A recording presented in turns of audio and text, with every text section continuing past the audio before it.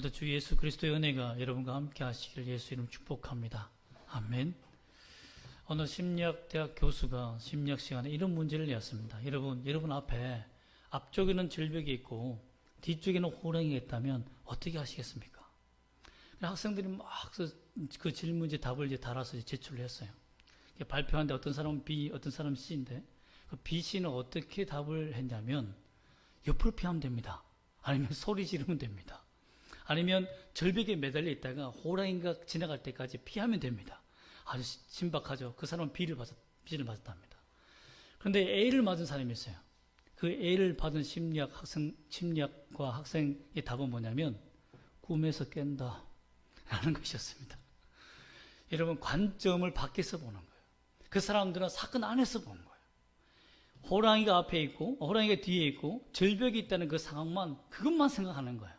그런데 밖에서 그 문제를 바라보면 꿈이겠구나, 이 환상은 깨야 된다 라는 다른 관점을 가졌다는 거죠. 사람을 치료하거나 상담할 때도 그렇습니다. 그 문제에 집중되어 있어요. 그 밖의 걸 못 봐요. 여러분, 오늘 주의 말씀을 통해서 내 시야를 넓히시고 내 문제 밖에서 역사하시는 하나님의 능력을 체험하시는 이 시간 되기를 주의 이름으로 축복합니다. 아멘. 아브라함에게는 큰 문제가 하나 있었습니다. 이것에 집중할 수밖에 없었어요. 그게 뭐냐면 그동안 자기 옆에서 함께 살았던 사라가 죽은 겁니다. 아내가 죽은 거예요. 참, 이 아내가 죽은 이후에 그가 생각하기에 묻을 데가 없으니까 어디 들고 다니면서 시체를 들고 다니겠습니까? 또는 사막에다가 이렇게 광야에다가 묻어 놓으면 또 들짐승이나 또 다른 바람이나 다 날려가 버리니까 다시 찾을 수도 없을 거 아니에요. 그래서 해쪽 속 사람들에게 내가 매장지를 한번 구해보겠다 생각해서 매장지를 달라는 일이 생깁니다. 근데 이 일은 거의 불가능한 일입니다. 먼저 그가 아브라함이 사라와 함께 살아왔으면서 어떻게 보면 그의 시대는 지나가고 이삭의 시대가 시작되는데 아직 정착할 땅이 완전히 세우지는 못했어요. 이리저리 돌아다니죠. 그래서 4절 말씀 보면 나는 당신들 중에 나그네요 거류하는 자다, 즉 주인이 아니다 라는 삶을 살았다는 겁니다. 이처럼 이렇게 비참하고 어려운 삶을 살았기 때문에 자기 아내가 죽어버리고 이제 덜커덩 이삭에게 자기 자리를 물려주면 그 인생이 어떻게 이 나라, 이 세계 열방 속에서 자리를 잡고 할 것인가. 내가 자리를 잡아줘야지 하는 아버지의 마음이 너무 강했다는 거예요.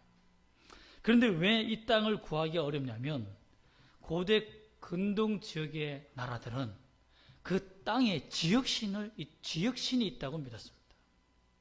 그렇기 때문에 땅을 파는 그 자체는 신을 파는 거예요. 자신들이 믿는 신을, 소유를 넘겨주는 거죠. 할 수 있겠습니까? 못합니다. 우리도 옛날에 천하 대장군 지하 여장군에서 붙여놓고 이 고를 지키는 동네가 있었죠. 그래서 거기에 인사하고 들어와야 되고 그 지역을 지역을 지키는 신이 있다고 믿었어요. 우리도 그랬습니다. 하물며 고대 사람들은 얼마나 강력하게 믿었겠습니까? 그렇기 때문에 지역의 땅을 팔고 이전하는 것은 거의 불가능합니다. 있을 수 없는 일이에요. 하나님은 어떻게 이 땅을 아브라함이 살 수 있도록 만들었을까요? 우리 성경을 보면 너무 쉬워요. 그러나 그렇지 않다는 겁니다. 또 그 당시 헷 족속은 우리가 배우는 세계사 역사 보면 히타이트 족속입니다. 고대 근동 지역의 소아시아를 점령하며 제국을 삼아갈 되었습니다. 어마어마한 강대국이에요. 철의 강국이라 할 만큼 강력한 군대를 가진 이 떠오르는 별과 같은 나라인데 지나가는 거류인과 나그네 같은 이 부족의 국가를 가지고 있는 아브라함이 무엇이 무서워서 아쉬워서 그 땅을 내어준다는 말입니까? 오히려 그 재산을 다 빼앗고도 남을 수 있는 권력과 힘이 있는데 말입니다. 그러므로 절대 아브라함이 땅을 달란다고 한다고 해서 돈을 많이 가졌다고 해서 살 수 있는 것이 전혀 아니었다는 겁니다. 이렇게 되니 아브라함은 참 골치가 아프게 된 거죠. 사실 이들에게 그냥 얘기하는 것이지만 거절되면 자기 아내 사라를 그냥 땅에다 묻어야 돼요. 광야에다 버려야 됩니다.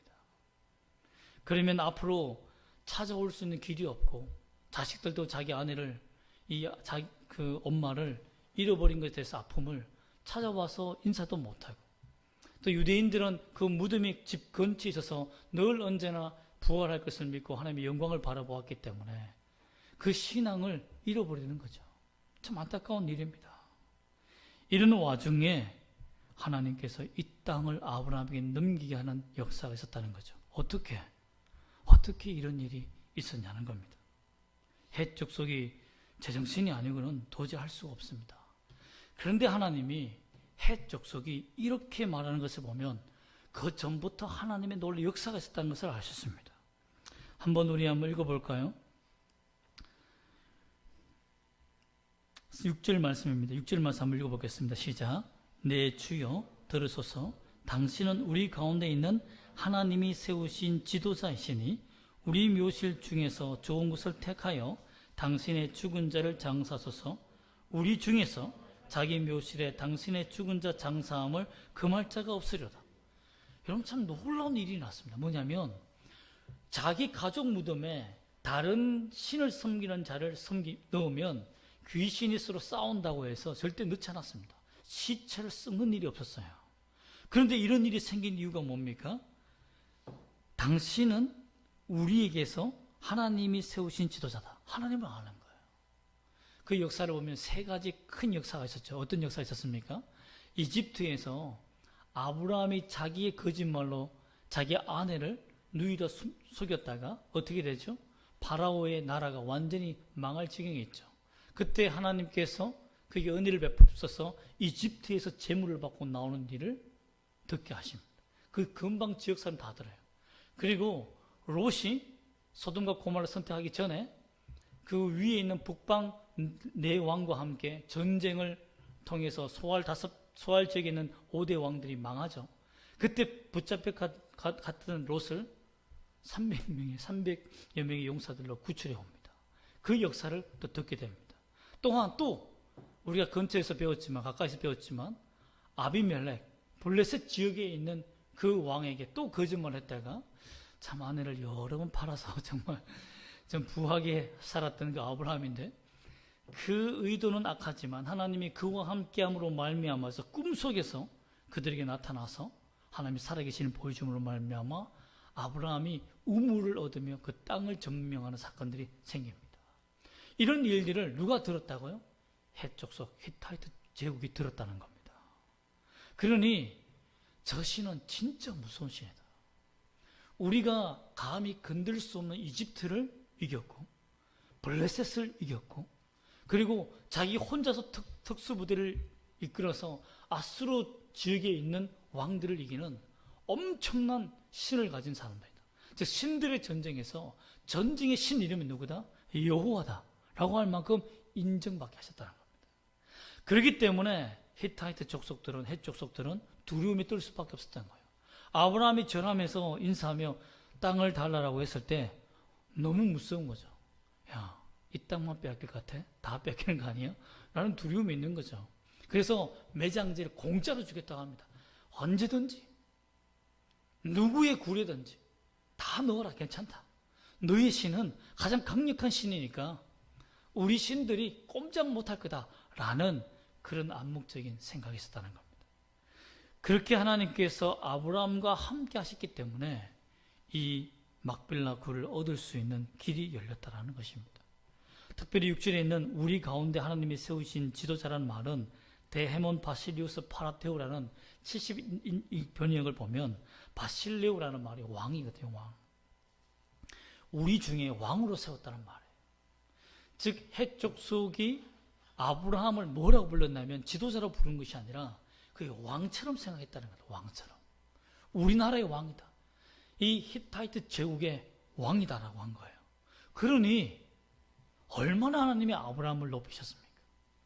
아브라함의 인생은 사실상 자기 아내 사레가 127세에 죽지만 얼마나 비참한 삶을 살았습니까? 자기를 따라와서 정말 하란 지역에 떠나서 정말 고생하며 아이 낳지 못해서 저주받았다라고 욕먹고 정말 비참한 생활을 살다가 겨우 이제 내가 아내를 이용해서 팔아서 정말 생명을 부지하려는 그 미련하고 책임감 없는 남편을 따라서 127년을 믿고 살아왔는데 이제 죽어서니 해줄 것이 없는 그런 비참한 인생을 마감했는데, 참 아브라함에게 하나님께서 그런 아브라함에게도 많은 사람들이 두려워할 수 있는, 존경할 수 있는 은혜를 베풀었다는 겁니다. 아브라함의 입장에서는 참 행운이지만 참 사라의 입장에서는 억울한 죽음이 아니겠습니까? 그런데 말입니다, 이 사라의 죽음이 하나님의 기적 같은 한 수라는 것, 신의 한 수라는 것. 사라가 그 전에 죽을 수도 있었습니다. 이삭을 낳고 충분히 이삭이 자랐기 때문에 그의 사명 다 끝났어요. 부르시면 됩니다. 이제 아브라함에게 끌려다니면서 더 이상 괴롭히면 안 당해도 돼요. 하나님이 야, 아브라함에게 더 이상 이제 괴롭히지 말고 천국에 살아라, 불러가도 됩니다. 그런데 왜 하필 헤브론 지역이 나는 거죠? 이 헤브론 지역은 베들레헴과 예루살렘으로 들어가는 길목입니다. 이 길목에서 그의 생명을 하나님이 걷어가십니다. 왜일까요? 사라의 죽음은 두 가지 의미가 있었습니다. 첫 번째는 그 땅을 만약 사라가 죽지 않았다면, 그때 죽지 않았다면 아브라함이 그 지역에 있는 막벨라 굴을 사려고 시도도 하지 않았을 것입니다. 그죠? 시도도 하지 않았을 거예요. 그냥 살아갔을 겁니다. 그런데 사라가 죽음으로 말미암아서 자기 아내에 대한 미련과 앞으로 하나님이 주실 땅에 대한 그 비전으로 다시 찾겠다는 소망으로 한 땅을 갖고 싶었던 거예요. 또 이삭에게 물려줄 땅을 주고 싶었던 거죠. 그런데 이러한 생각이 앞으로 메시아가 태어날 길목에 사라의 죽음은 하나의 표지판 것 같아요. 내가 죽음 이후에 아브라함이 계속해서 올라가 살 터인데 이 뒤로 펼쳐지는 이 길은 바로 메시아가 오실 길이라는 거예요. 즉 뭡니까? 사라가 그때 죽은 것은 하나님께서 그 민족에게, 아브라함에게 땅을 주시고 그 헤브론 중심으로 해서 하나님의 메시아의 길을 열어주시기 위해서 그때 죽게 하셨다는 겁니다. 또한 이 막벨라 굴에 누가 죽는 줄 아십니까? 아브라함 자신도 여기에 와서 묻힙니다. 그리고 이삭도 묻힙니다. 이삭의 아내 리브가도 여기에 묻힙니다. 레아도 여기에 묻힙니다. 여러분, 이렇게 하나님의 따르고 믿음이 있었던 선조들이 다 이 막벨라 굴의 묻힘으로 말미암아 여기가 완전히 어떻게 보면 왕릉이 된 거죠. 왕릉. 하나님의 나라의 왕릉이 된 거예요. 그렇게 하나님께서 역사하시기 위해서 정말 비참한 사라의 죽음이었지만, 애통이었지만 결국은 이것이 하나님의 역사로 말미암아 메시아가 탄생할 기쁨의 땅으로 바꾸어 놓았다는 것입니다. 우리는 이해 못합니다. 아브라함이 이해 못해요. 왜 내 아내가 지금 죽었는가? 조금만 더 살다가 조금만 더 땅을 넓히고 우물을 더 넓혀서 행복하게 살다가 가면 좋을 텐데 왜 하필 이렇게 다 잘 돼서 이제 뭔가 하려고 할 때에 하나님이 그 생명을 데려가실까? 그것은 하나님께서 아브라함에게 그 주실 땅으로 말미암아 은혜를 베푸기 위해서다라는 겁니다. 여러분, 이것을 보면 우리가 알 수 있는 것이 하나 있습니다. 우리의 생명은, 내가 태어나고 죽는 것은 특히 믿음의 사람들에게는 하나님의 소명이 있다는 겁니다. 죽음도 소명이 있는 거예요. 어떤 사람들에게는 질병이 있고 어떤 사람의 암이 찾아올 수도 있습니다. 그러나 그 암도 때로는 우리에게 소명이 될 수 있습니다. 고칠 수 없는 질병도 때로는 우리에게 소명이 될 수 있습니다. 우리의 죽음은, 믿음의 사람들의 죽음은 절대 가치 없는 헛것이 아닙니다. 그래서 시편 기자는 성도의 죽음을 하나님이 어떻게 보신다고요? 귀히 보신다. 귀하게 보신다. 세상은 죽음은 더러운 것입니다. 세상의 죽음은 슬픈 거예요. 애통이에요. 애통이란 말이 뭐냐면 가슴을 치고 가슴이 찢어질 듯한 고통을 당한다는 말인데, 여러분, 그런 고통의 아픔, 사람이 죽음으로 말미암아 아브라함이 기쁨으로 천국을 바라보고 기뻐했습니까? 아닙니다. 아브라함 믿음도 연약한 믿음이었어요. 자기 아내의 죽음에 애통해하며 큰 비통을 느꼈던 사람입니다.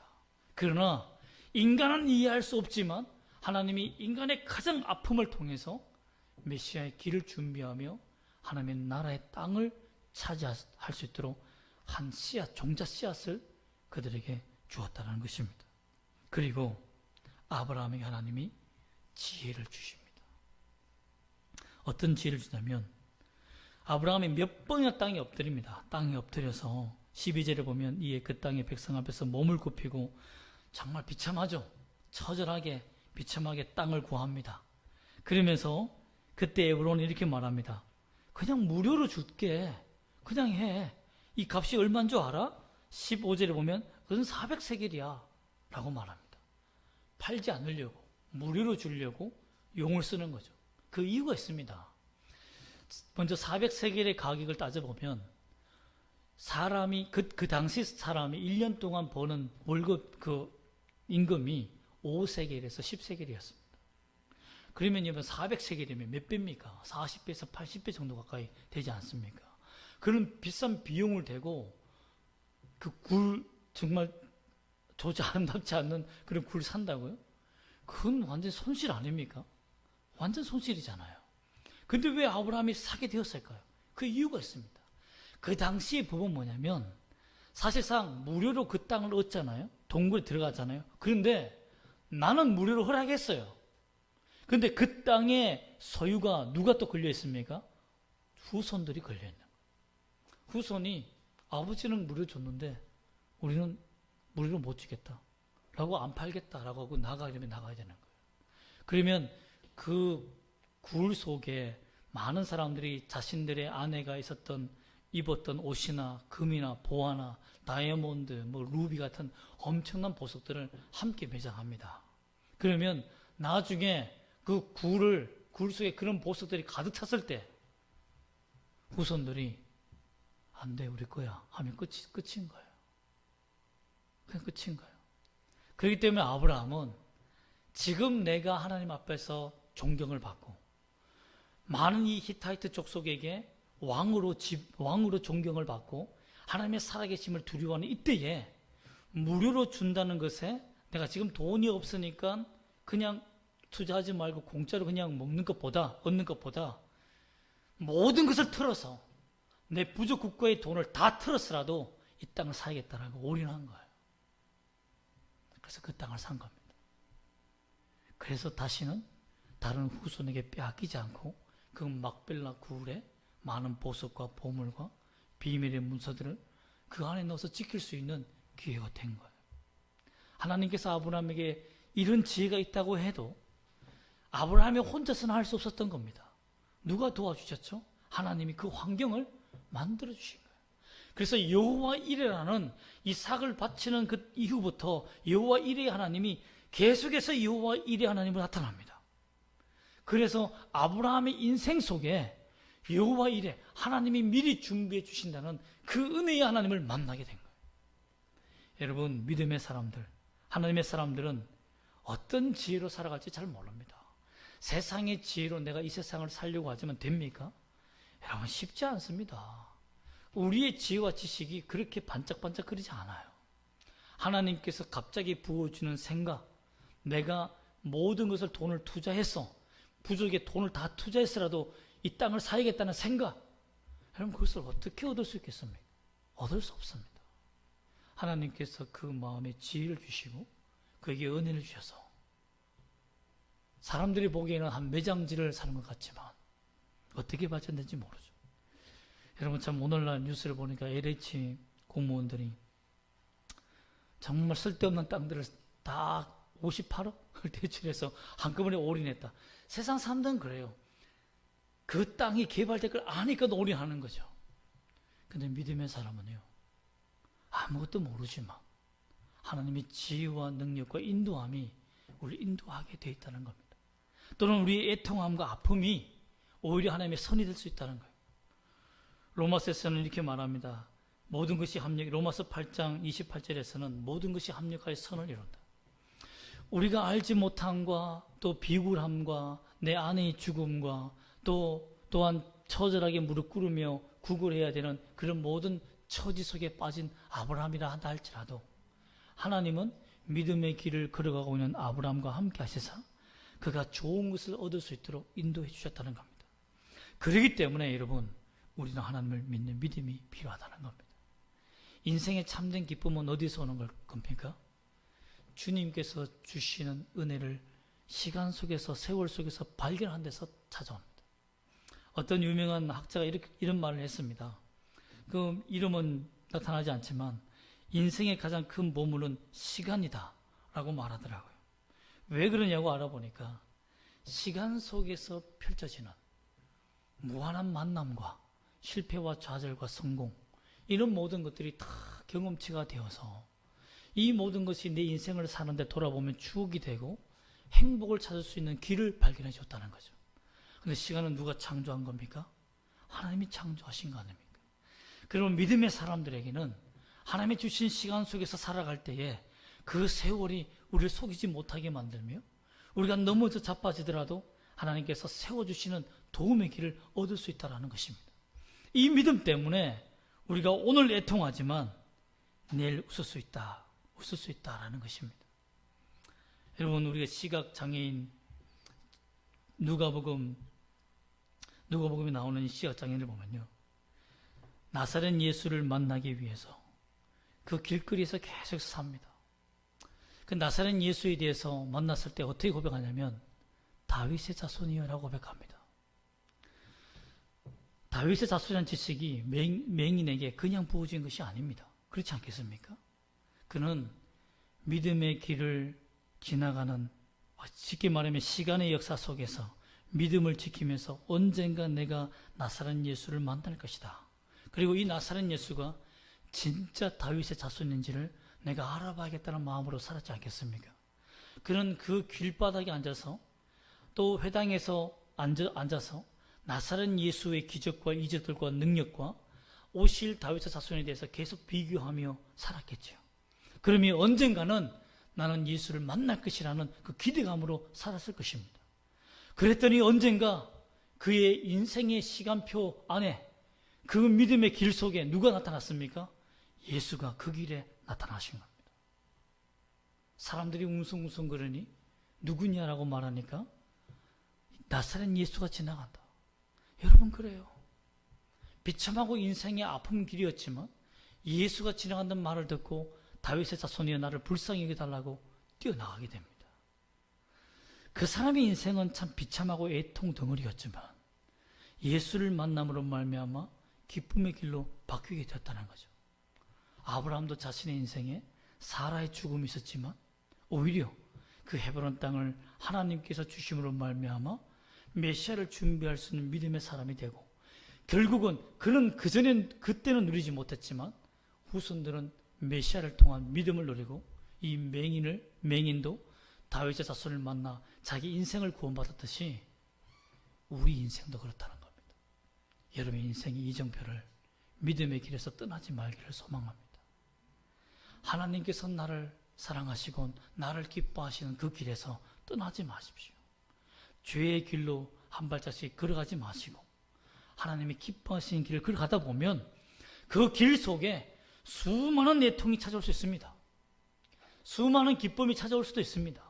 그러나 모든 것이 합력하여 하나님의 영광과 선을 이루시는 그때를 보는 날이 반드시 있을 줄 믿습니다. 그렇기 때문에 여러분, 지금 실망하지 마세요. 지금 고통하지 마시고 항상 감사함으로 기뻐하는 여러분 되시기를 주 예수 이름으로 축복합니다. 아멘. 기도하겠습니다.